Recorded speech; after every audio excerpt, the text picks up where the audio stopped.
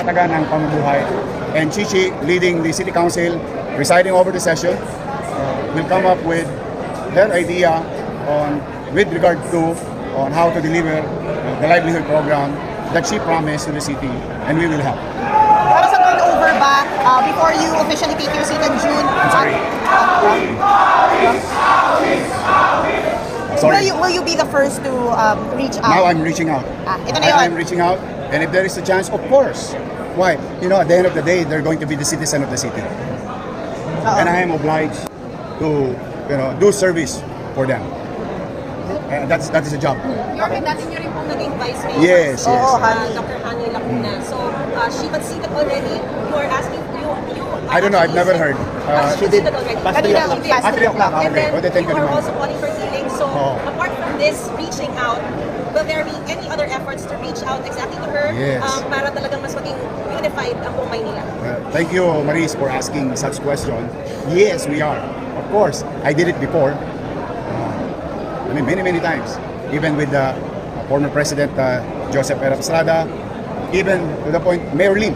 In fact, not only that we reach out, may tinanong pa nga ako kay Mayor Lim noon paano mariresolve yung peace and order. Humingi pa ako ng tip.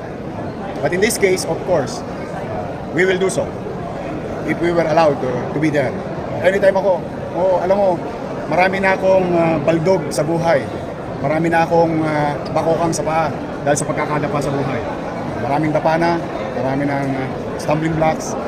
But at the end of the day, I think we should continue to value pagpapahalaga sa nakaraan. At pagpapahalaga, higit na pagpapahalaga sa kinabukasan. Yes, I will. Ano ang pakiramdam na magbabalik kayo sa Maynila? Excited, but I know it's gonna be challenging because it's like doing it again.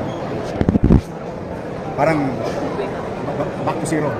But so to the people who are watching, sa ating mga kababayan, pumanatag kayo, I'll do my best. So, Yorme, We'll bring back the certainty, order, and cleanliness in our city. Yorme, you're expecting smooth transition. I am.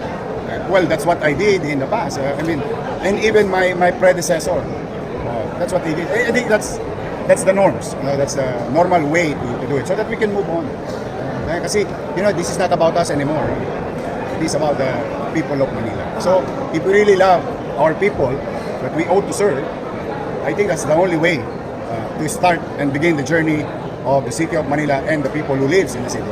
How about your son, number one councilor? No, thank you mga taga-Tondo. Ni-request ko lang manalo ginawa